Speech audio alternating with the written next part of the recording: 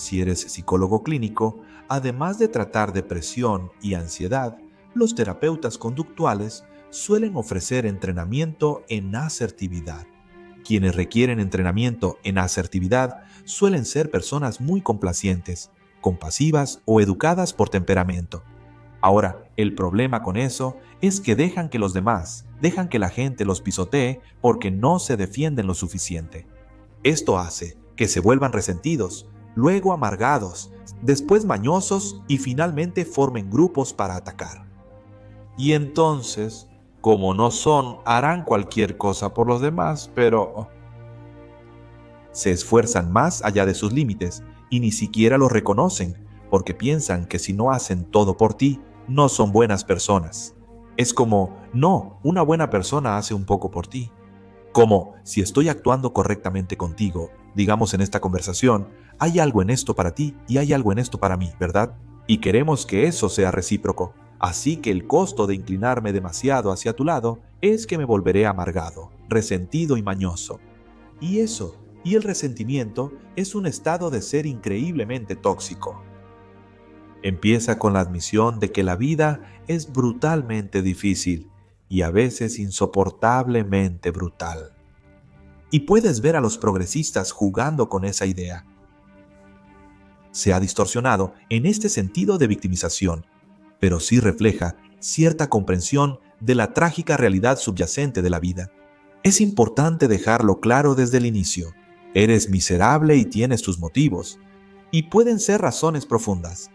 Pero si dejas que la miseria te desmoralice y te vuelva amargado, cínico y cobarde y te haga retirarte, entonces, primero que nada, eso es un fracaso en el sentido más alto de tu parte. Y lo único que va a hacer es empeorar todo. Quizá pienses, ¿y tú qué tienes para responder a eso? ¿Cómo respondes a esa catástrofe y desafío? Y la respuesta es, y esto es lo que Rocky le está diciendo a su hijo sin rodeos, es que, por terribles que sean las cosas, hay mucho más en ti de lo que puedes imaginar. Y que si enfrentas esas cosas de manera directa y con algo de fe y valentía, entonces puedes tener la aventura de tu vida y salir adelante incluso ante la catástrofe. Una de las ventajas de tener el poder de cómputo que tenemos es que todo está al alcance de tus manos, y la desventaja es que todo está frente a ti. Podrían ser 40 millones de imágenes pornográficas, es muchísimo, o una infinidad de escenarios trágicos, realmente interminables, y eso es un problema. Y el problema fundamental es cómo manejas esa avalancha de información, y nadie realmente sabe la respuesta a eso. Sin embargo, no sorprende que los jóvenes estén desmoralizados y ansiosos, ya que hacemos todo para desmoralizarlos y causarles ansiedad. Así que, en el frente masculino, les decimos a los jóvenes que bueno, el mundo es una terrible tiranía patriarcal, y toda esa tiranía patriarcal, que es toda la explicación de la historia, no ha hecho nada más que oprimir y explotar a la gente y destruir el planeta. Y que cualquier manifestación de ese impulso masculino de tu parte es equivalente a una fuerza que destruye el mundo. Si quieres defenderte, tienes que tener tus metas y tu visión bien establecidas y bien definidas. Y luego, tienes que tener una estrategia que esté alineada con esas metas para que sepas lo que quieres, para que sepas cuándo no lo estás consiguiendo. De lo contrario, te quedas con una vaga sensación de insatisfacción y resentimiento, y eso es algo muy difícil de expresar. Y si no puedes expresarlo, entonces no puedes negociar. Si sabes lo que quieres y sabes por qué, entonces puedes defender tu caso. Supón que ya tienes una visión y una contravisión, lo que te ayuda a crear tu programa de autoría del futuro y saber qué tipo de infierno quieres evitar si eres demasiado complaciente toda tu vida. Ese infierno sería que la gente siempre se aproveche de ti y tú te sientas resentido y amargado. No es algo que yo recomendaría. Mira, creo que las mujeres son complacientes porque eso les ayuda a lidiar con los bebés, pero no es una gran estrategia temperamental para lidiar con organizaciones complejas en el mundo adulto. Así que creo que es un precio que las mujeres pagan por estar adaptadas para tener mucha paciencia con los niños muy pequeños. Y luego tienes que superar eso hasta cierto punto para poder avanzar adecuadamente en jerarquías más complejas de logros. Así que yo diría que una vez que tienes establecida tu visión para el futuro y tu contravisión para que tengas miedo de lo que pasará si no te defiendes, entonces necesitas consultar tu resentimiento. Si tienes resentimiento, según sé, solo hay dos razones. Deberías madurar y dejar de quejarte. Primero averigua si solo te compadeces de ti mismo. Y puedes pensar en eso, hacer una lista de pros y contras, y puedes hablar con alguien que te importe sobre eso. No estoy asumiendo que esa sea la razón, pero esa es una posible razón. Si no solo te compadeces de ti, probablemente tienes algo que decir y necesitas algo. Y necesitas averiguar qué es eso, y luego tienes que desarrollar una estrategia para expresarlo.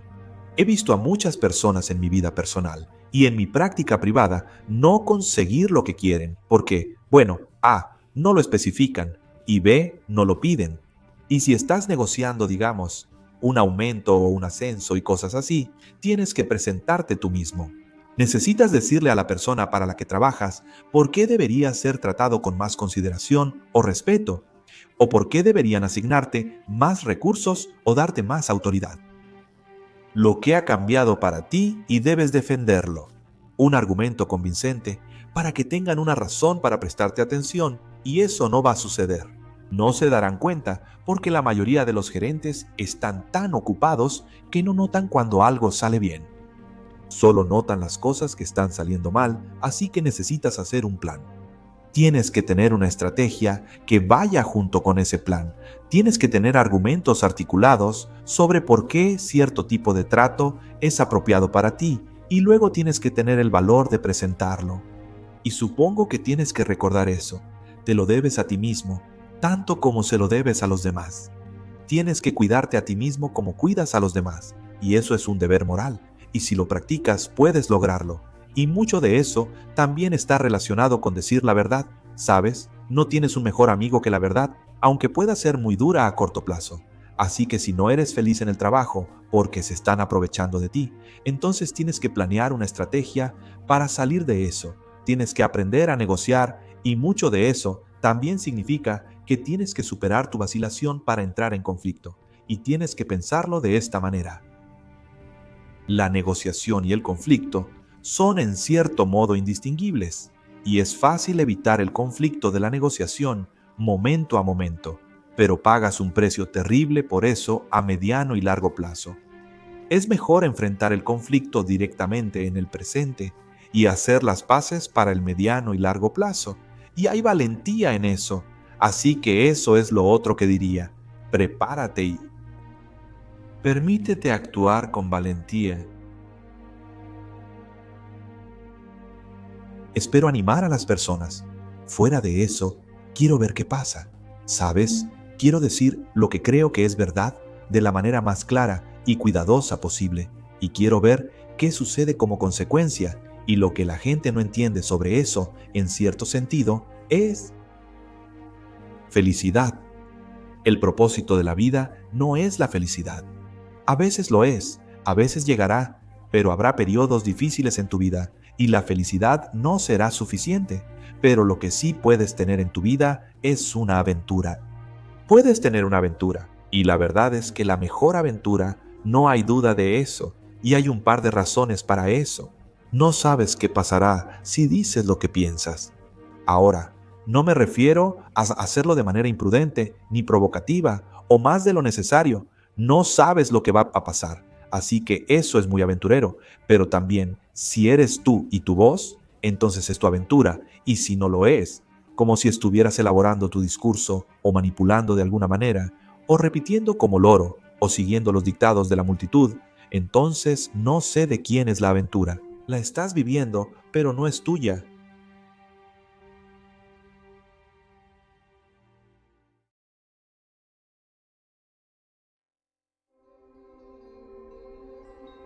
Entonces creo que por eso la gente está tan obsesionada, en cierto sentido, con la búsqueda de un significado fundamental, es porque quieres poder asociarte. Entonces imagina, esta es una buena historia. Puedes imaginar a dos personas poniendo ladrillos. Están construyendo una pared gigantesca y una persona piensa, oh Dios mío, ¿sabes? Esta pared va a necesitar 100,000 ladrillos y los estoy poniendo uno por uno y estoy desperdiciando mi vida trivialmente, agregando a esta pared gigante de ladrillos. ¿Y qué estoy haciendo? Esto es absolutamente miserable, ladrillo por ladrillo. Y la otra persona piensa, en 300 años esto va a ser una catedral. Así que la persona en el segundo estado está haciendo exactamente lo mismo a nivel local, poniendo ladrillos, pero cada ladrillo está relacionado con una meta muy alta, y eso significa que la recompensa que acompaña al poner el ladrillo es proporcional a la meta, al objetivo de todo el proceso conductual. Así que me parece que, si no tienes metas ni objetivos, y sé que has trabajado en el establecimiento de metas, si no tienes metas ni objetivos, entonces no puedes obtener ninguna emoción positiva. Y si tus metas están fragmentadas, ¿qué es lo que también pasa si no tienes metas o tus metas carecen de unidad? Si tus metas están fragmentadas, entonces ninguna manifestación conductual puede generar una recompensa dopaminérgica porque no es un paso hacia algo deseable, así que no hay emoción positiva. Y entonces no puedes aprender bien, según tu explicación. Yo no sabía eso. No sabía que cuando te pones en un estado de expectativa en relación con una meta valiosa, tu neuroplasticidad mejora y puedes aprender mejor. Eso está muy bien, porque, sabes, acabo de desarrollar esta aplicación para escribir que se llama ensayo. Y una de las cosas que hacemos es decirle a la gente que cuando se sientan a escribir un ensayo, lo primero y más importante que tienes que hacer es tener una pregunta en mente cuya respuesta consideres que vale la pena encontrar. De lo contrario, todo el ejercicio es una mentira. Así que incluso si te asignan un tema, tienes que encontrar algo dentro del tema que te atrape y te dé la motivación adecuada para avanzar con el ensayo, con el intento. Y si no lo haces, estás desperdiciando tus palabras, participando en una actividad inútil y vas a escribir algo aburrido y terrible, y te va a frustrar y aburrir mientras lo haces. Y eso es porque tu propio sistema nervioso te está diciendo que estás participando en algo en lo que no crees. Pero si lo haces, si la pregunta te atrapa, como Dios, realmente quiero responder esta pregunta, entonces estás en la condición perfecta para empezar a escribir un ensayo inteligible porque realmente quieres la respuesta. El ejercicio de escritura será apasionante porque enfrentas un verdadero misterio. Y eso es genial. Si hacer eso también te pone en un estado donde es mucho más probable que aprendas, lo cual tiene sentido, ¿verdad? ¿Verdad? Porque si estás haciendo algo importante y parece que estás avanzando, ese es un muy buen momento para aprender. El sistema dopaminérgico implica anticipación, acción y recompensa, o a veces sin recompensa. La persistencia hacia una meta, sin importar qué, es un sistema generalizable. Tenías ese capítulo de poner tu cuarto y pertenencias en orden. Creo que esto es muy relevante ahora. Aunque es importante tener metas más altas y ambiciosas, el sistema de dopamina es increíble porque se puede agotar, pero también se puede renovar y es autoamplificable. A lo que me refiero con eso es, digamos que soy alguien que no sabe hacia qué está trabajando. No tengo una meta o una pregunta específica. Al completar incluso tareas que parecen insignificantes como prepararme una taza de café, tomarla, limpiar todo, secar la taza y volver a ponerla en el gabinete, lo que sucede es que, aunque hagas de esa meta aparentemente trivial tu objetivo, además de hacer que la cocina se vea mejor, completas un circuito. Cierra el circuito dopaminérgico. Y cuando se libera dopamina, y así será, tal vez no en la misma medida que al publicar una novela, pero sí en cierta medida, la dopamina amplifica nuestra capacidad de pensar en el futuro, de hacer planes adicionales que no están relacionados con lo que acabas de hacer, y literalmente aumenta la confianza y la energía. ¿Por qué? Bueno, por la siguiente razón. Todos pensamos en la energía calórica, pero lo que la mayoría de la gente nunca aprende, ya sabes, si tuviera 10 cosas que pudiera enseñar a las personas, una de ellas sería que la adrenalina, la epinefrina, es energía neural. Es tu capacidad para levantarte y ponerte en marcha. Es lo que te pone nervioso cuando estás un poco ansioso, pero también es lo que te permite avanzar, salir a correr, perseguir cualquier meta, ya sea cognitiva o física, etc. La epinefrina, que también es adrenalina, son lo mismo, se fabrica literalmente a partir de la molécula dopamina. Si ves la cascada bioquímica, la dopamina se convierte en adrenalina, que es la base de toda la energía neuronal. Y así, incluyendo el pensamiento. Y así, si uno no está en condiciones de poder fijarse una meta elevada, como un posgrado, un libro, etc., todavía la manera en que uno llega a eso es completando cosas en su entorno inmediato, de principio a fin, y cerrando el ciclo dopaminérgico, literalmente. Sí, bueno, al menos esos son micronarrativas. Así es. Correcto, no están integradas por mucho tiempo, pero tampoco son inexistentes. Y entonces, una de las cosas, escribí sobre esto en mi primer libro, particularmente sobre poner tu vida, poner tu casa en perfecto orden. Es como, si estás perdido, una de las cosas que puedes hacer es mirar a tu alrededor y ver qué dirección puedes tomar localmente, es arreglar algo. Y solía decirles a mis clientes, esto es algo muy bueno que debes saber. Encuentra algo que puedas hacer, que mejore las cosas y que tú harías. Eso también muestra humildad, porque si tienes poca energía, piensas, Dios, ni siquiera tengo fuerzas para hacer la cena. Es como, ¿tienes suficiente energía para poner un tenedor en la mesa? Y a veces las personas están tan deprimidas que eso es realmente todo lo que pueden hacer. Es como, ¿puedes dar un pequeño paso hacia adelante sin importar lo pequeño que sea? Y eso es, sabía que la adrenalina era un subproducto o más abajo en la cadena bioquímica de la dopamina, pero no entendía completamente el significado de eso. Entonces lo que dices es que si haces una microrutina, como lavar una taza y ponerla en el estante, sabes que es bueno porque tienes estante y tazas. Ya decidiste que una forma adecuada de vivir es tener tus tazas de café en un estante. Si procedes a lavar la taza y ponerla en el estante, entonces has dado pasos hacia un microobjetivo valioso. Recibes una descarga de dopamina por eso, que se transforma en adrenalina y te llena de energía. Esa es en parte la razón por la que tiene un efecto antidepresivo. Así es. Luego puedes apoyarte en otro comportamiento. Quiero decir, algunas de las clases de antidepresivos más exitosas, de nuevo, no para todos, son las de la variedad dopaminérgica y adrenalinérgica, ¿verdad? La priorona actúa en otro sistema, distinto a los inhibidores selectivos de la recaptación de serotonina sobre los que hay mucho debate. Preguntaste sobre los cambios en la expresión génica. Existe la neuroplasticidad que ocurre a corto plazo. Completar tareas simples como guardar la taza genera dopamina y adrenalina, lo que en esta analogía de posturas, sin importar tu punto de partida, digamos que estar deprimido es estar echado hacia atrás, te hará inclinarte un poco hacia adelante. Después depende de qué haces con eso, por eso la evaluación cognitiva es clave. Como la corteza prefrontal es clave para decidir qué circuitos se repiten, la evaluación cognitiva es esencial. Soy alguien que puede lograr las cosas aunque sean pequeñas. O también puedes hacer otra evaluación cognitiva ahí, que es que las cosas pequeñas no son pequeñas. Así es. Precisamente por la razón que acabamos de describir. Es como que podrías pensar que hacer algo local, como limpiar tu cuarto, es algo pequeño, pero no es nada obvio que ese sea el caso. No es fácil ordenar tu entorno inmediato, y fácilmente puede ser el primer paso para poner las cosas en orden a una escala más amplia. De hecho, probablemente sea el paso necesario para lograrlo. Así que pueden parecer pequeños, pero son un paso adelante, y adelante es una buena dirección, absolutamente. Así que no son tan pequeños como podrías pensar. Así que puedes darte una palmada en la espalda, especialmente si estás deprimido. Un poco más fuerte de lo que normalmente lo harías, diciendo, ya sabes, dices, esto es trivial, pero lo hice.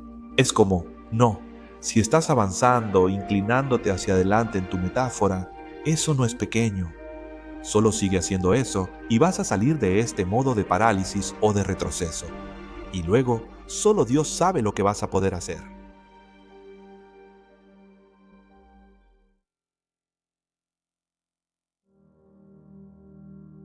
Mi papá era maestro de escuela, todavía está vivo, y se desilusionó de la enseñanza en parte porque le quitaron toda la autoridad en su salón de clases. Así que si había problemas disciplinarios en la clase, tenía que llevarlos a la jerarquía, a los niveles administrativos por encima de él. Y así podía sentir que su autoridad en la clase se le escapaba. Y él era un maestro bastante autoritario. Mi papá fue mi maestro de matemáticas en 6º grado. Yo no estaba en su grupo base. Recuerdo que en 6º grado, a los 12 años, los niños ya son muy insistentes y problemáticos. Y 10 minutos antes de que empezara la clase, la primera vez que mi papá entró al salón, todos estaban en silencio porque él tenía una reputación, y la reputación era no te metas con él. Y no era porque fuera malo, ¿sabes? Él tenía carácter fuerte y no querías desafiarlo. Pero era autoritario y también se desencantó de la televisión. Cuando él y yo éramos jóvenes, había programas como Mis 3 hijos y Papá lo sabe todo. ¿Te imaginas un programa llamado Papá lo sabe todo ahora? Lo más parecido que he visto últimamente es Ted Lasso. Esa es la única comedia que he visto en como 5 décadas, en cierto sentido, que tiene un protagonista masculino genuinamente positivo. Mis respetos para Ted Lasso. Ves un poco de eso en Los Simpson, ¿verdad? Porque por eso era una serie tan subversiva e interesante, porque Homero es un tonto torpe. Y Marge, en cierto sentido, tiene la ventaja moral, pero no completamente. Pero Homero, lo importante de Homero es que él lo intenta. No es muy listo, pero lo intenta y quiere ser buen padre. Y es fiel a su esposa y a sus hijos. Y así que hay una solidez subyacente en ese personaje masculino, pero es como elogiar con muy poca convicción. Y ahora los jóvenes están siendo atacados. Desde 2 direcciones fundamentalmente. Una es que toda autoridad masculina no es más que opresión patriarcal. Así que imagina ahora que eres un joven ambicioso, que es el impulso hacia esa autoridad. Bueno, todo eso es una manifestación de la dinámica de poder en los hombres que produjo la tiranía colonial opresiva y patriarcal. Y ahora eres un joven moral. Piensas, bueno, mi ambición no solo debe ser cuestionada, debe ser completamente reprimida porque no es más que una manifestación de poder. Imagina que tal vez logras escapar de eso con alguna maniobra, pero luego hay otro ataque esperando, que es que toda la actividad humana no es más que parte de la fuerza que está devorando el planeta y que nos va a poner a todos en llamas. Es como, qué bien, ahora no solo pertenezco a la fuerza opresora patriarcal, también destruyo la madre naturaleza. Y si les dices eso a los chicos constantemente y lo haces, y luego también les dices que todos los avances sexuales que hagan hacia las mujeres, en cualquier contexto, deben ser vistos con extremo escepticismo. Y luego les das pornografía de manera constante, así que hay una salida fácil, y eso es increíblemente poderoso. Es una droga. Bueno, sabes, en cierto sentido, nadie realmente piensa en esto, pero cualquier niño de 12 o 13 años ahora puede ver más mujeres hermosas, desnudas, en 15 minutos de las que el rey más rico de la historia vio en toda su vida. Piensas, bueno, sabes, no tenemos que preocuparnos por eso. Es como, sí, tienes que preocuparte por eso. Ese es un gran problema, y es un problema desmoralizante porque ofrece una salida fácil. Si toda tu ambición no es más que la manifestación juvenil del poder y debe ser eliminada de ti lo antes posible, y las escuelas hacen esto porque castigan a los niños por jugar. Así que la hiperactividad parece un comportamiento de juego reprimido. Por cierto, hay buenos modelos animales de eso. Si privas del juego a los animales, especialmente a los machos jóvenes, se ha visto mucho en ratas porque son muy juguetonas. Si los privas del juego, jugarán de manera hiperactiva cuando les des la oportunidad. Eso se suprime con metilfenidato, que es Ritalin. Suprime el comportamiento de juego. Ahora enfoca la atención, déficit de atención. No, probablemente no. Estos niños solo necesitan pasar más tiempo corriendo y jugando en el patio, como su comportamiento bullicioso y competitivo lo requiere. ¿Sabes? Y no necesitamos competencia. ¿Sabes? Todos los juegos deberían ser cooperativos, lo cual es una completa tontería. No es un juego si solo es cooperativo, y es una visión muy tonta de la cooperación. Por ejemplo, si tú y yo estamos jugando baloncesto 1 a 1, entonces, bueno, ¿Estamos cooperando o compitiendo? Bueno, ¿trajiste un tablero de ajedrez? No. Viniste a jugar baloncesto. Y si eso es cooperación, ya fijamos las reglas. Eso es cooperación.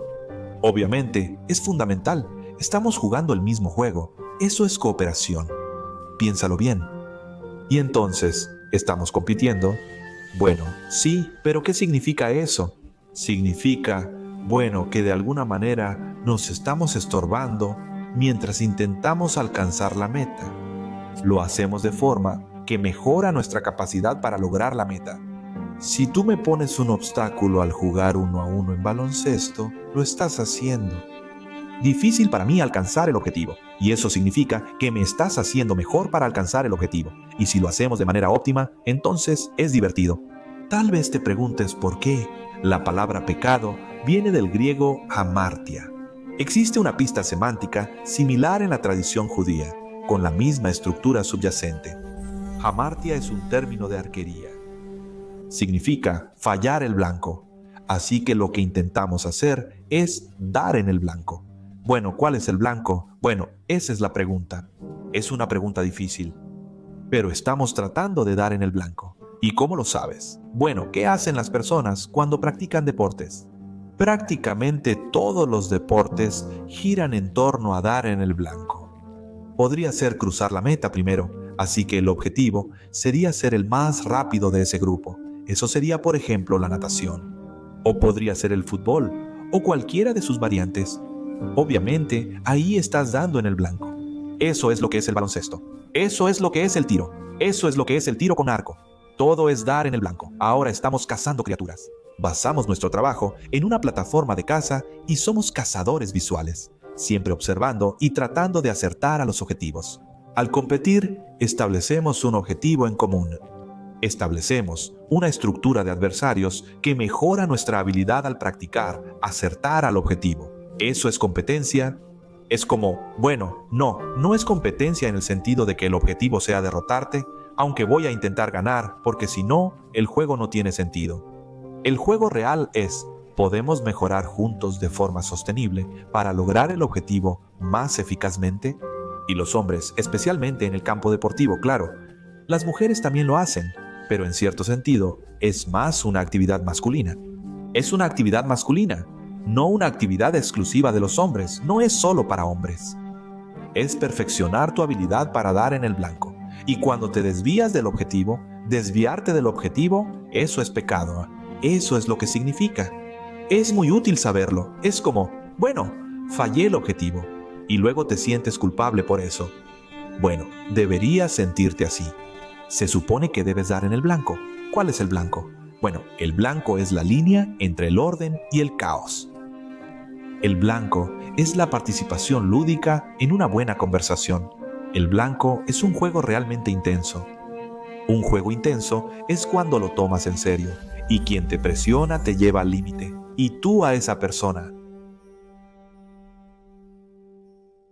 Entonces Carl Jung, el psicoanalista, dijo: el tonto es el precursor del Salvador. ¿Por qué? Porque el tonto dirá la verdad, ¿verdad? Y no puedes redimirte sin decir la verdad. La corte podría ser donde gobierna el rey malvado.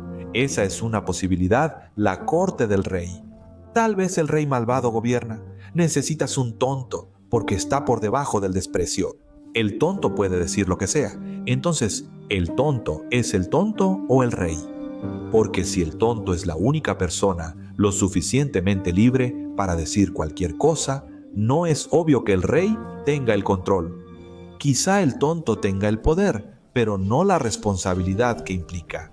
Bueno, él tiene la responsabilidad de ser gracioso. Exacto. Bueno, entonces, eso es una responsabilidad. Es una responsabilidad decir la verdad. Ahora, él no es el administrador, ¿verdad? Pero al menos es la persona que está alimentando la verdad en la cultura. Y ciertamente los comediantes hacen eso. Un indicador claro de alguien en quien no puedes confiar es, bueno, no tengo sentido del humor. No veo por qué eso es gracioso. Es como, sí, no lo ves. Eso es muy triste. Hay temas con los que los comediantes no deberían burlarse. Tú decides eso, ¿verdad? Tú vas a decidir lo que la gente puede considerar gracioso, esa manifestación inconsciente. Tú vas a regular eso. Y vas a decir con orgullo que, bueno, sí, yo voy a regular eso y las cosas van a estar muchísimo mejor por eso. Es como, sí, si eres el tipo de tirano que no soporta, si eres el tipo de rey que no soporta al bufón, entonces eres un tirano.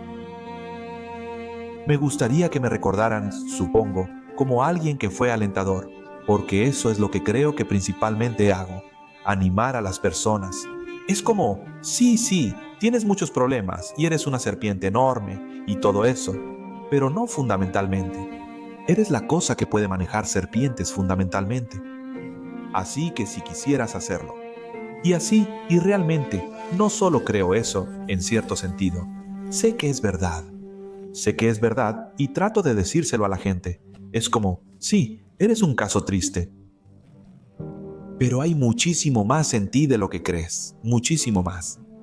Suficiente para lidiar con los problemas del mundo dentro de ti. Hay suficiente para lidiar con los problemas del mundo. Y si tuvieras suficiente valor, podrías dejar que eso salga. Si tuvieras valor y fe, podrías dejarlo salir y todo mejoraría.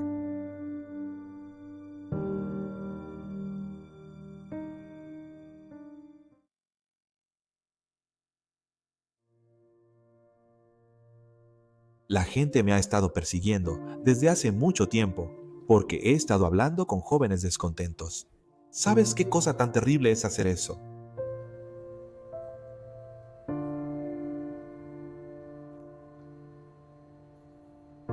Pensé que los marginados se suponía que debían tener una voz. Eso te emociona, exprésalo, Dios, ya sabes. Es muy difícil entender lo desmoralizada que está la gente. Y ciertamente, muchos hombres jóvenes están en esa categoría. Y recibes estos insultos casuales, estos incels. ¿Qué significa eso? Es como, bueno, estos hombres no saben cómo hacerse atractivos para mujeres que son muy exigentes. Y bien por ellas. Mujeres, sean exigentes. Ese es tu don, hermano. Exijan altos estándares a su gente. Es justo. Pero todos estos hombres que están alienados es como si estuvieran solos. Y no saben qué hacer. Y todos los maltratan. Cuando ella dijo eso, Olivia Wilde, te dolió, ¿verdad? Te lo dije. Oh, para ese momento, ya sabes, en cuanto a críticas, eso era de bajo nivel. Quiero decir, una vez que me pintaron como Red Skull, ya sabes, el Super Nancy mágico, ese fue como el final de los insultos. No hay nada más allá de eso. Cuando Olivia Wilde comentó eso, lo primero que hice fue ver el avance de su película, que me gustó mucho. Pensé en ver esa película y quizá lo haga. No me molestó. Mi familia y yo hablamos de eso de inmediato y pudimos responder con algo de humor, lo cual la gente malinterpretó por completo. Dije que si alguien tuviera que interpretarme, creo que debería ser Chris Wilde porque es muy guapo, así que me parece bien. Y luego dije algo como, espero que él acierte con mi estilo de moda cuando me interprete. Y era una broma, todo eso era una broma. Has estado muy controlado hoy. Aún así, en ese instante, te emocionaste mucho. ¿Por qué? De verdad es algo digno de ver.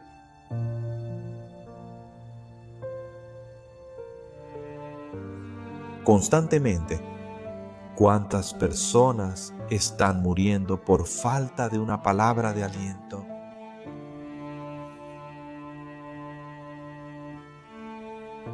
Y qué fácil es dar eso si eres cuidadoso. Ya sabes, da crédito donde se merece. Y decir,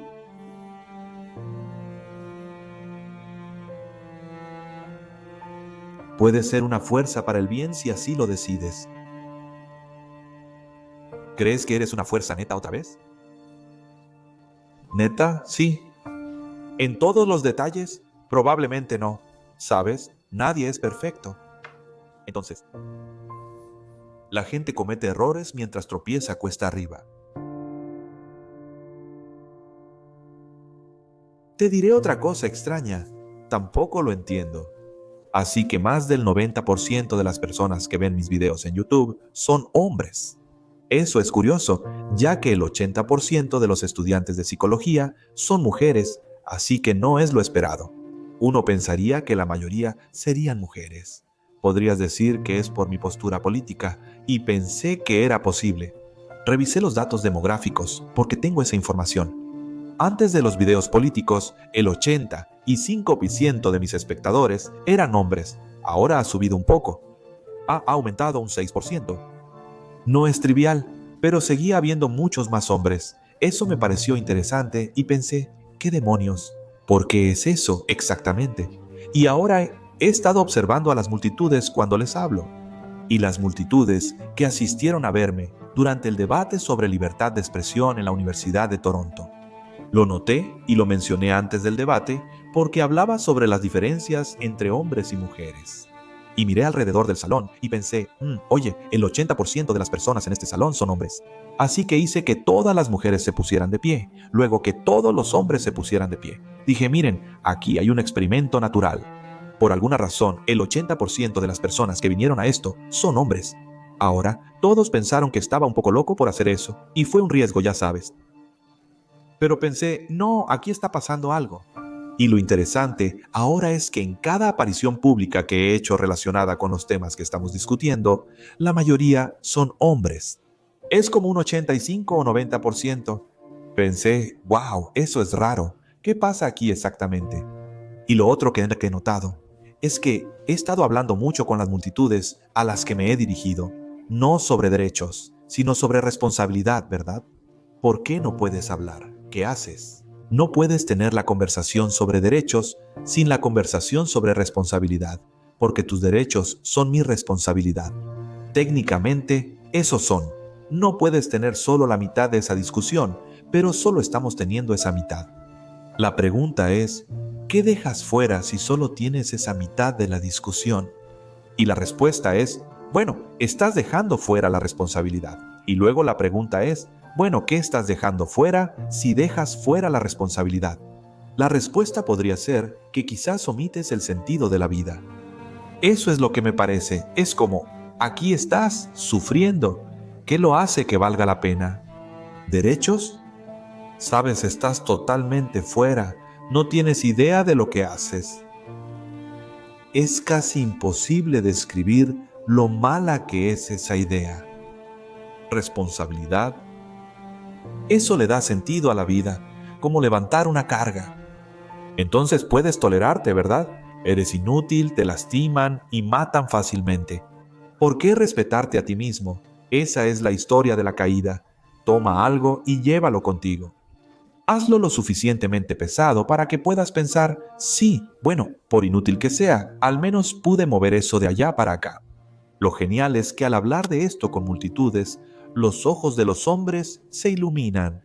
Pero esto de la responsabilidad, eso es un nivel completamente nuevo de esto. Los jóvenes tienen tanta hambre de eso que es increíble.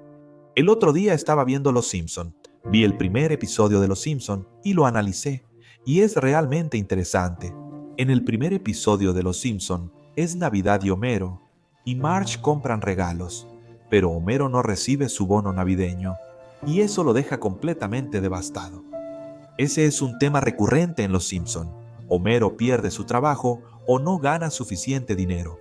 Está devastado, aunque es torpe, risueño y un poco tonto, ya sabes.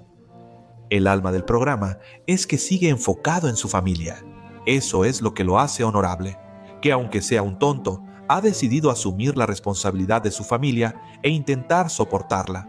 Así que no es un tonto completo, es un tonto sagrado, no es un tonto total.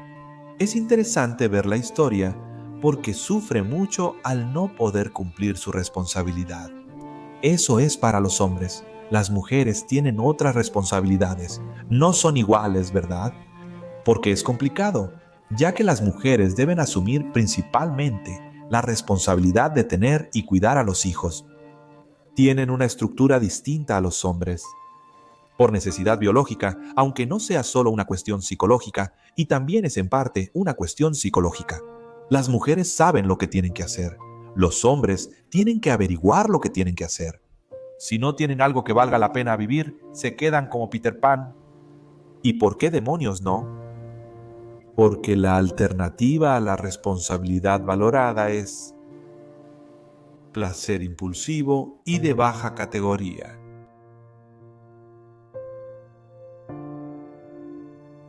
Hemos conocido algunos de tus admiradores y tuvimos la impresión de que todos eran hombres con los que hablamos y que estaban luchando con su masculinidad, y que tú les das mensaje de que ser hombre está bien. No está bien, es necesario. ¿Qué haremos sin hombres? Miras la ciudad y ves edificios levantarse. Ellos hacen cosas imposibles. Trabajan en las alcantarillas bajo las calles y en las líneas eléctricas durante tormentas y lluvia. Ellos mantienen funcionando esta infraestructura imposible, esta cosa que funciona de manera milagrosa. Trabajan hasta la muerte, y muchas veces literalmente. Y la gratitud por eso es sumamente escasa, especialmente entre las personas que deberían estar más agradecidas. Verán, los profesores universitarios, especialmente los inclinados hacia la justicia social, que están entre las personas más protegidas y privilegiadas que el mundo haya producido, dan por sentado todo lo que tienen, sin entender en absoluto que existe una enorme infraestructura de hombres de clase trabajadora increíblemente trabajadores y sólidos, que se parten el lomo regularmente para asegurarse de que todo lo que siempre se descompone funcione. Así que un poco de gratitud por eso está más que justificada. Y es muy útil decirle a todos, no solo a los hombres, que tienen un papel importante que desempeñar, un papel necesario, y que si actúan de manera adecuada, honesta y directa, pueden poner en orden sus vidas y pueden ayudar a sus familias.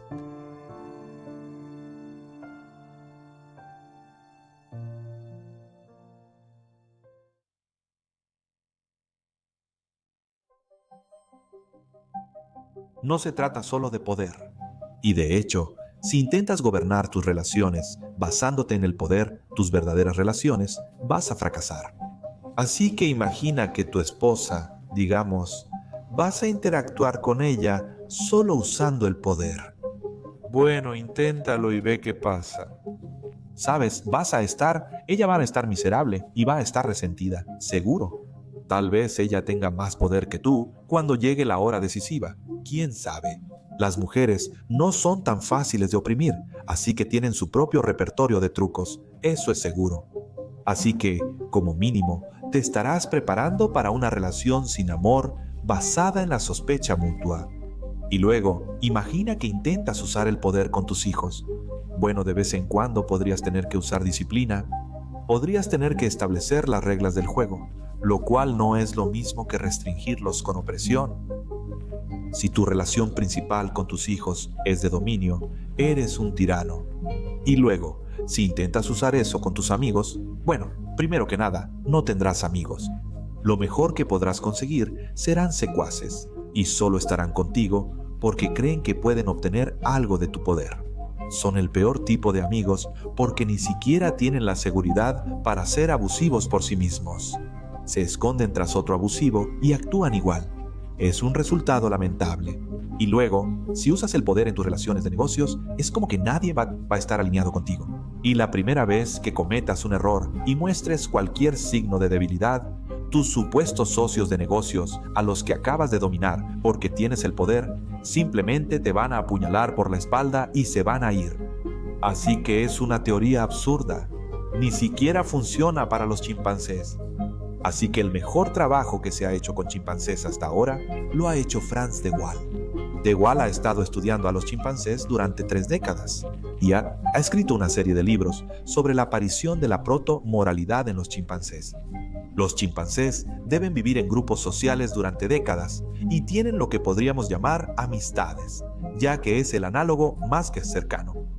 Y tienen que mantener esas amistades y no pueden mantenerlas por medio de la dominancia porque, bueno, entonces obviamente no sería una amistad. Tienen que mantenerlas mediante el acicalamiento mutuo y el cuidado entre ellos. Y entonces, lo que Frans de Waal ha demostrado es que el chimpancé alfa, o sea, uno pensaría que el chimpancé alfa es el más rudo y fuerte de la manada, ya sabes, que golpea palos y amenaza a todos, y que escala la jerarquía como asumirían los marxistas y establece superioridad sexual y propaga sus genes.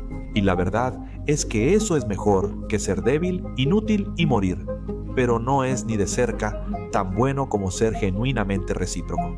Frans de Waal ha demostrado que a veces el macho alfa chimpancé es el más pequeño de la manada, lo cual es interesante. Pero lo más importante, el macho alfa chimpancé es el miembro más recíproco de la manada. Así que él está al tanto de sus relaciones sociales. Él acicala a sus amigos. Ellos están interactuando constantemente, como si él mantuviera relaciones sociales a lo loco.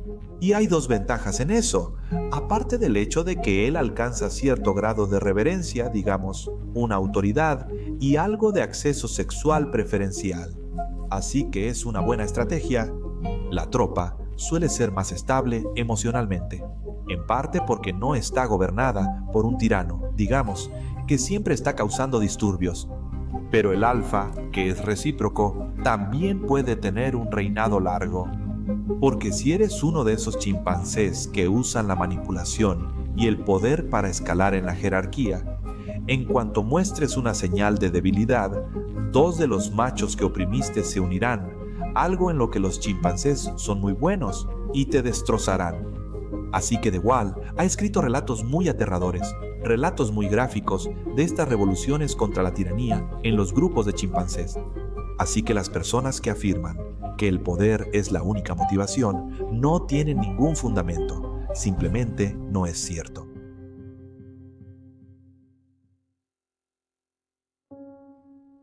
Dos cosas más. Una es que, si piensas que el poder es la única motivación, si esa es toda tu teoría, entonces estás justificado en usar el poder en cada paso porque no hay nada más que poder. ¿Por qué no usar el poder? Es más confesión que acusación. Y en segundo lugar, cuando los sistemas se deterioran, el poder surge como una motivación fundamental. Y por eso, parte de la razón por la que los marxistas y los posmodernistas pueden ser tan atractivos en su crítica es porque el poder sí corrompe. Cada vez que observas una empresa social, familia o incluso una relación personal, puedes decir que, hasta cierto punto, estás corrompido por el mal uso del poder.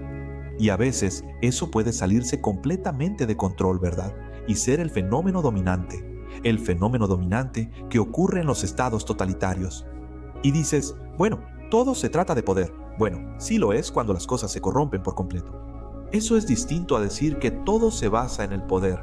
Más bien es como, espera, todo lo corrupto se basa en el poder. Pero no todo es corrupto. Antes no éramos seres lingüísticos, ¿cierto? Nos separamos de los ancestros comunes con los chimpancés hace 6 millones de años. En algún momento durante ese proceso de 6 millones de años, empezamos a ser capaces de imitarnos a nosotros mismos primero y luego a representarnos en imagen y acción, y solo después de eso a empezar a articularnos. Así que mucho del conocimiento que tenemos está basado en nuestra corporeidad, pero también en la formación de esa corporeidad a lo largo de periodos extraordinariamente largos de tiempo. Así que hay una forma implícita de ser en tu forma corporal, pero más importante aún, hay una forma implícita de ser que es consecuencia del hecho de que hemos existido dentro de estructuras sociales jerárquicas por mucho más tiempo del que incluso compartimos un ancestro común, digamos, con los grandes simios. Así que eso ha sido por quizá cientos de millones de años en lo que respecta a estar inmersos en una jerarquía. Entonces la pregunta es algo así como, bueno, si estamos inmersos en una jerarquía, y lo hemos estado desde siempre, eso es aproximadamente 350 millones de años, por cierto. ¿Hay atributos que consistentemente te ayudan a escalar en la jerarquía? Porque si lo hay, verás, ascender en la jerarquía aumenta la probabilidad de éxito reproductivo.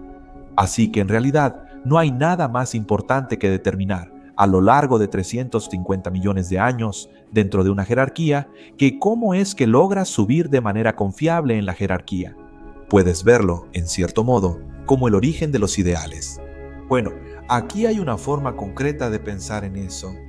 Sabes, si juntas a 100 hombres, se van a organizar en una estructura jerárquica. Deben hacerlo, o seguirán en el caos y luchando. Esa es la alternativa.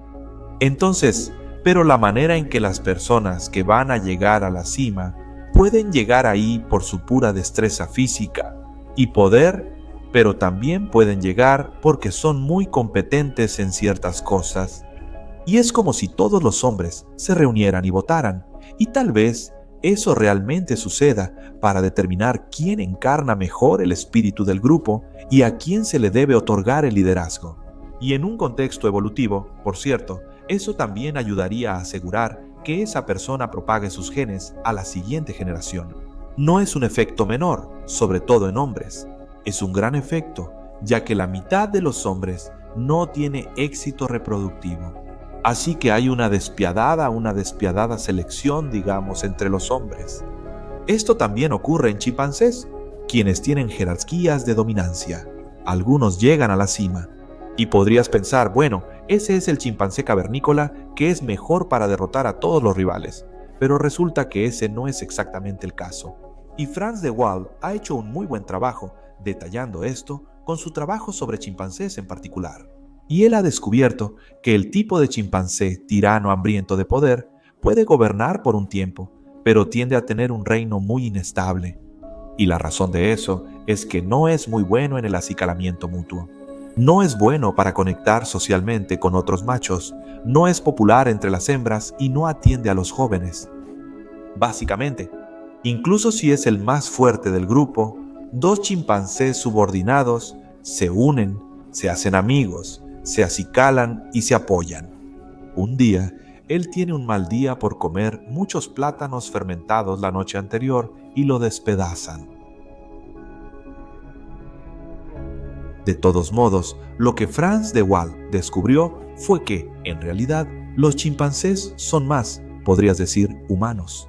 Aunque chimpancé, no sé cuál sería el equivalente. Digamos humanos, que logran producir jerarquías más estables y de hecho logran mantenerse vivos en la cima de ellas por periodos mucho más largos. Y él piensa en eso como el surgimiento de una moralidad implícita, ¿verdad? Es una moralidad que se pone en práctica. Entonces piensas que hay distintas formas de escalar una jerarquía, algunas mejores que otras. Las mejores maneras te permiten vivir más tiempo en una jerarquía más estable, y la recompensa evolutiva de eso es que dejas más descendientes. Y así, la jerarquía en sí misma se convierte en un mecanismo de formación muy poderoso que determina cómo es que las personas se van a adaptar, porque es el método principal de selección. Así que hay una ética ahí. Existe una ética derivada de las interacciones sociales, que pronto se convierte en un mecanismo de selección biológica. Y así somos seleccionados. Y eso es especialmente cierto entre los seres humanos, porque con los chimpancés las hembras son parejas indiscriminadas. Es decir, una hembra de chimpancé en celo se apareará con cualquier macho chimpancé. Ahora, los machos dominantes ahuyentan a los machos subordinados. Así que todavía es más probable que dejen descendencia que los subordinados. Pero no es por las hembras. Pero las hembras humanas son diferentes. Las hembras humanas ejercen elección, y una elección bastante brutal, podrías decirlo así. Son selectivas, lo que nos ha distinguido de los chimpancés. Y lo que parece suceder, más o menos, es que la jerarquía de dominancia masculina elige a los hombres para los niveles más altos, digamos, de la jerarquía, y luego las hembras eligen de la cima. Y eso significa que lo que se puede decir es que los seres humanos son el resultado de una intensa competencia de dominancia masculina. No es dominancia, sino competencia por altos niveles jerárquicos, mediada por selección femenina.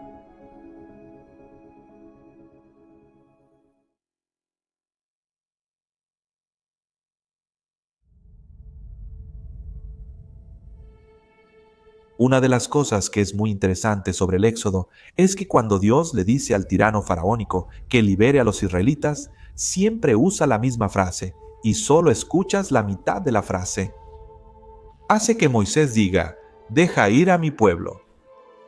Esa frase la escuchas todo el tiempo ahora, pero no escuchas la segunda parte de la frase, que se repite 9 o quizá 10 veces, una por cada plaga. Si cuentas la devastación de los primogénitos, esa es la 10ª plaga.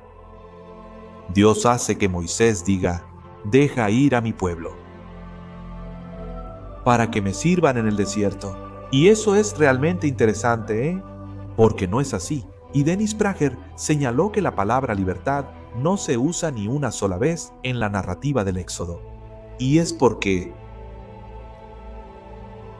la libertad de la tiranía no es hedonismo, no es la búsqueda ciega de pasiones. Es la servidumbre a un propósito superior. La verdadera libertad es la servidumbre a un propósito superior, una servidumbre voluntariamente aceptada a un propósito superior, quizás el propósito más elevado, que es a lo que Dios llama a los israelitas. Y dices en tu libro aquí, el propósito es significado. Es impresionante si es cierto, el propósito es significado, especialmente si lo hallas en el deber, la responsabilidad y el sacrificio. Creo que eso es profundamente cierto. El propósito es significado y eso es felicidad. No pensamos lo suficiente en la felicidad y cuando lo hacemos, no necesariamente pensamos en ella de la manera correcta. La felicidad no es ni alegría ni entretenimiento. Es una condición ontológica esencial para nuestra existencia humana. Es notable que cuando los fundadores redactaron la Declaración de Independencia, mencionaron de entrada 3 cosas a las que todos tenemos derecho: la vida, la libertad y la búsqueda de la felicidad. Un poco más adelante, dices que necesitas entender que tu propósito puede ser grande a los ojos del mundo, o puede ser común y aparentemente pequeño. Tu propósito puede ser tu familia, tus hijos, o dar clases particulares y cambiarle la vida a un niño. Podría ser el negocio que iniciaste, podría ser limpiar tu cuadra, podría estar en la ayuda que le das a los demás, podría estar en el ejemplo que das. Y entonces dices, como dijo Juan Adams, nuestra Constitución fue hecha solo para un pueblo moral y religioso.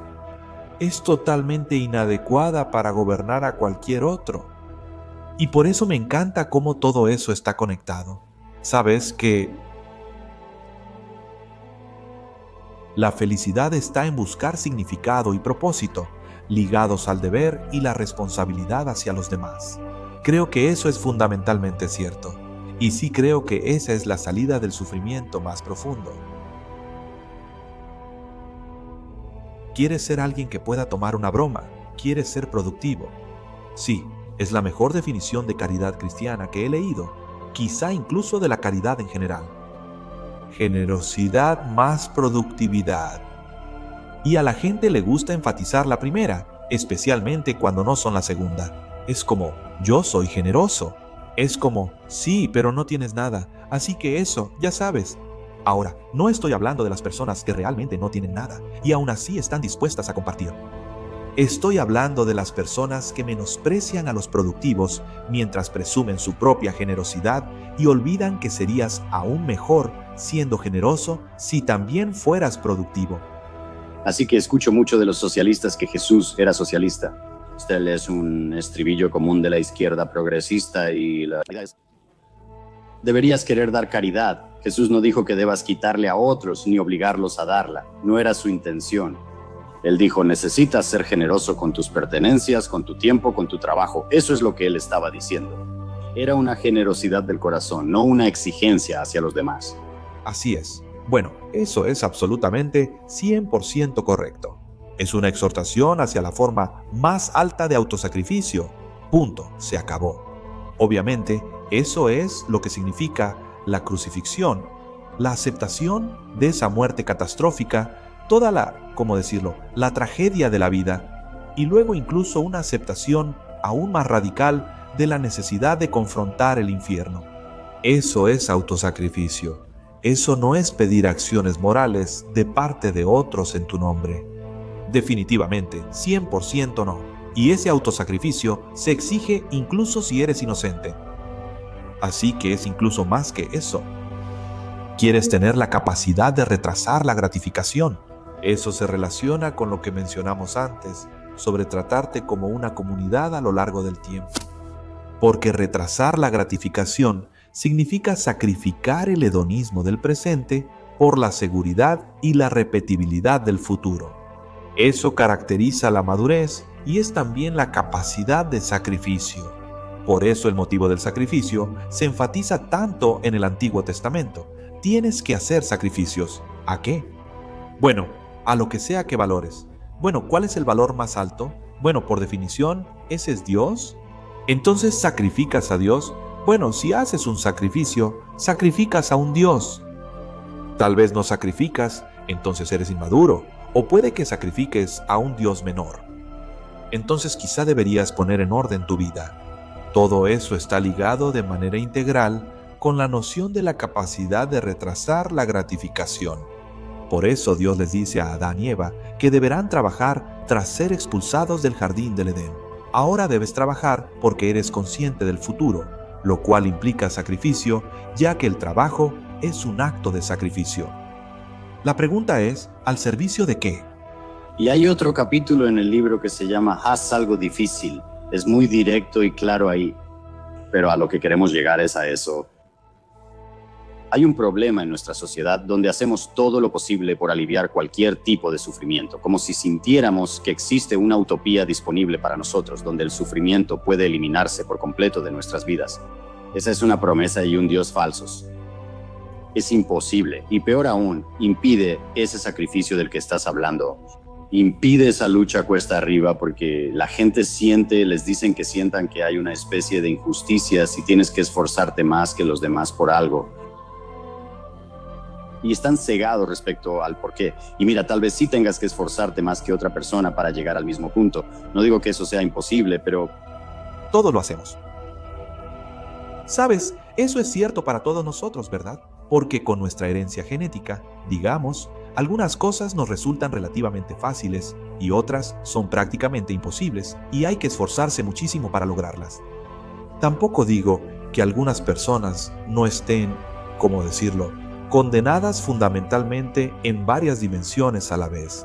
He tenido personas en mi práctica clínica y en mi vida privada que están abrumadas por tantas dificultades a la vez que resulta casi incomprensible. Así que no estoy diciendo que esto sea justo, pero todos tenemos que esforzarnos mucho en ciertos aspectos para ser mejores y hacerlo mejor. Y tampoco me parece obvio que eso realmente sea un precio insoportable en cierto sentido, pero también es la aventura de disciplina más fundamental. ¿Verdad? Y sabemos, yo sé, no sé cómo es para ti. Sospecho que es lo mismo, pero cuando miro hacia atrás en mi vida, pienso que cuando estoy pensando de manera positiva, pienso, bueno, eso fue realmente difícil, pero valió la pena. Ambas cosas están totalmente relacionadas, ¿verdad? Normalmente no dices que algo fue fácil y valió la pena. Y entonces, lo que eso parece significar es que la dificultad está intrínsecamente ligada a la recompensa. Y luego, por supuesto, sabemos eso, ¿verdad? Porque, ¿qué tan feliz te pones, incluso por otra persona, cuando la ves superar enormes obstáculos para lograr algo valioso? Todos se levantan y aplauden cuando pasa, ¿sabes? Si no estás seguro de lo que estás haciendo y no sabes si deberías cambiar de rumbo, ponte la obligación de elegir algo más difícil antes de cambiar de rumbo. Porque hay un riesgo moral, ¿verdad? Es como, bueno, ¿estoy infeliz o simplemente soy inútil? Es como, bueno, un poco de la columna A y un poco de la columna B. Bueno, ¿cómo me fortalezco contra mi inutilidad? No me permito cambiar de rumbo a menos que el desafío aumente. Y eso funciona, ya sabes. Es un control contra tu propia pereza, inercia, envidia y resentimiento. Porque entonces también sabes, puedes decirte a ti mismo, bueno, me moví de ahí, no fallé, no me rendí, elegí algo más difícil, así que puedo tener algo de fe en mi elección. Tal vez pueda tener algo de fe en mi elección porque acepté un reto más grande.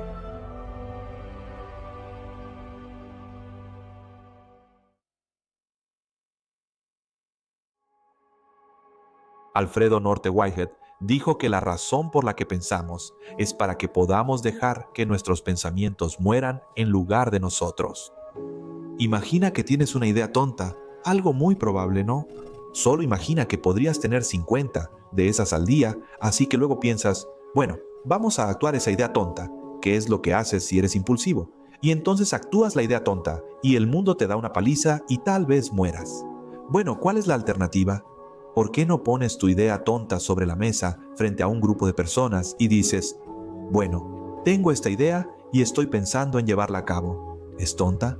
Y tal vez sientas orgullo por tu idea porque te atrae y la pensaste, sea lo que sea que eso signifique, y ahora estás pegado a ella. Además, significa algo para ti, así que estás invertido en ella y no quieres que sea una idea tonta, pero luego dices, bueno, está bien, ¿quieres morir o quieres dejar que tu idea muera? Así que mucho de lo que hacemos en el diálogo es matar ideas tontas, y lo hacemos para no llevarlas a cabo, y no queremos llevarlas a cabo porque entonces morimos, y esto incluso funciona biológicamente. Así que la parte de tu cerebro que genera pensamientos surgió de la parte de tu cerebro que usas para controlar voluntariamente tus acciones. Así que podrías decir que un pensamiento es una acción potencial. La gente piensa que un pensamiento es una representación del mundo. Es como, sí, pero fundamentalmente un pensamiento es una acción potencial. Entonces, en tu imaginación, creas avatares de ti mismo. Así que ese eres tú en tu imaginación. ¿Qué pasaría si hiciera esto? Es un pequeño avatar de ti mismo. Piensas, ¿qué pasaría si hiciera esto? Aquí está el mundo. Camino, actúo así, suceden cosas buenas. Esa es mi visión. Luego pones tu visión sobre la mesa y dices, tengo esta visión. Y te dicen, esa es una visión tonta porque no tomaste esto en cuenta. ¿Y cómo vas a hacer eso? Y piensas, eso apesta porque yo tenía esta visión, pero... Bueno, gracias porque no vi esas serpientes, ¿sabes? Y luego es complicado porque tal vez estés enojado, porque yo tenía una visión y tú no. Y entonces estás molesto por eso y solo estás atacando mi visión porque no tienes nada mejor que hacer. Ya he hablado de esto antes. Un chico me dijo que quería 1 millón de seguidores en redes sociales y le respondí, sí, pero eso no va a pasar, al menos no para ti. Yo sabía, tenía experiencias, ¿sabes? Luego hubo un momento en que se alteraron, ¿verdad? Sí. Bueno, destruyes un sueño, absolutamente. Bueno, un sueño es como una pieza del futuro. Así que dices, ¿cuál es el futuro? Bueno, no lo sabes. Aquí tienes una visión, así que ahora es una pieza y cubre el futuro. Y también lo cubre de una manera agradable. Luego llegas tú y dices, ¿sabes? Es un poco de baja resolución. Bueno, podrías decirle a alguien que quiere eso. ¿Estás seguro de que quieres 1 millón de seguidores? Porque la gente dice, sería feliz si tuviera 400 millones de dólares. Es como, ¿crees que podrías manejar esa responsabilidad? O sea, ¿estás tan seguro de eso? De repente tendrías todo ese dinero de golpe. Ni siquiera puedes controlar el presupuesto de tu casa, vives de quincena en quincena y ahora alguien va a dejarte un tesoro en la puerta y eso va a arreglar tu vida. Es como, ok, ¿cuánto le vas a dar a tus familiares? ¿Nada? Ah, eso va a funcionar muy bien, demasiado bien. Entonces les vas a quitar la responsabilidad a ellos, ¿verdad? Y vas a lograr ese equilibrio exactamente bien. ¿Y luego qué vas a hacer con ese dinero? Porque en cuanto tengas el dinero, los parásitos van a llegar y te van a quitar tu dinero. La fortuna familiar promedio solo dura 3 generaciones. Eso es todo. Existe un tropo mitológico útil para entender esto. Supongo que la mayoría de quienes ven y escuchan han visto El Rey León. El Rey León tiene una estructura narrativa muy sólida. Es una película muy inteligente, como muchas de las películas de Disney. Y la gente me critica porque estoy tan interesado en las películas de Disney, pero me interesa cualquier cosa que mucha gente vea durante mucho tiempo. Porque bueno, ¿qué está pasando ahí? ¿Por qué es tan atractivo? Y muchas veces una película es atractiva porque cuenta bien la historia. Los personajes están bien, sea lo que eso signifique. El Rey León fue una película animada muy exitosa, de las más exitosas de todos los tiempos. Para aquellos que no pueden recordarlo todo lo que toca la luz es nuestro reino. Sé exactamente lo que significa. Es una frase brillante. Y eso también. Y nota que usé la palabra brillante, y brillante está asociado con la idea de la luz, ¿de acuerdo? Entonces ahora, Cuando la luz toca algo y lo ves, estableces una relación con aquello que ves, porque ahora empiezas a entenderlo, y mientras más iluminado está algo, más puedes entenderlo y explorarlo. Así que cuando iluminas las grietas oscuras, entonces, digamos, empiezas a ver lo que hay en esas grietas oscuras. Y si recorres tu edificio de departamentos, digamos, y pones atención a cada rincón y grieta, empieza a volverse tuyo de una manera muy fundamental. Puedes decir que la luz equivale a la conciencia. Es una buena forma de verlo. ¿Por qué? Los humanos somos muy visuales. El cerebro se organiza alrededor de la visión. La mayoría de los animales están organizados en torno al olfato, por cierto, pero nosotros no, estamos organizados en torno a la visión. Una gran parte de nuestra actividad cortical está dedicada a la vista. Así que pensamos en la vista como iluminación, luz. La pensamos como iluminación, ¿verdad? Cuando traemos algo a la luz, lo mejoramos, y por eso asociamos el día con la conciencia, la iluminación y el entendimiento. Así que si prestas atención a algo al iluminarlo, entonces se vuelve tuyo. Y tu reino es en realidad todo aquello sobre lo que la luz de tu conciencia ha brillado. Y todo eso está encapsulado en esa afirmación. Y por eso se quedó en tu imaginación. Sí, recuerdas que él está con su hijo en una montaña, ¿verdad? En un acantilado. Y ahora piensa en eso. Significa que puede ver muy lejos. Y luego ve este círculo del mundo, y la luz brilla sobre él y dice: todo lo que la luz toca es nuestro reino. Y eso también implica, y lo dice después, que fuera de la luz hay otro reino. Y ese es el reino de la oscuridad. Y ese es el lugar que no ha sido explorado. Y si recuerdas en la película, ahí es donde están los fascistas y las hienas. Y las hienas son depredadoras. Así que cuando Simba sale más allá del dominio de la luz, entra en lo desconocido y entra en el inframundo demoníaco. Y ahora Scar, volviendo a Scar, ¿ok? Simba tiene a Mustafa como su padre, y Mustafa es el aspecto positivo de la paternidad. Es sabio y es fuerte, tiene un rostro serio, no es fácil de manipular, pero tiene un hermano malvado, y ese es Scar. Scar ha sido marcado, y por eso es resentido, ¿verdad? Es una víctima, y se siente víctima porque su hermano recibe toda la atención, como Caín en relación con Abel, y es una víctima porque por alguna razón que no entendemos del todo, él es más pequeño, pero también es intelectual, ¿verdad?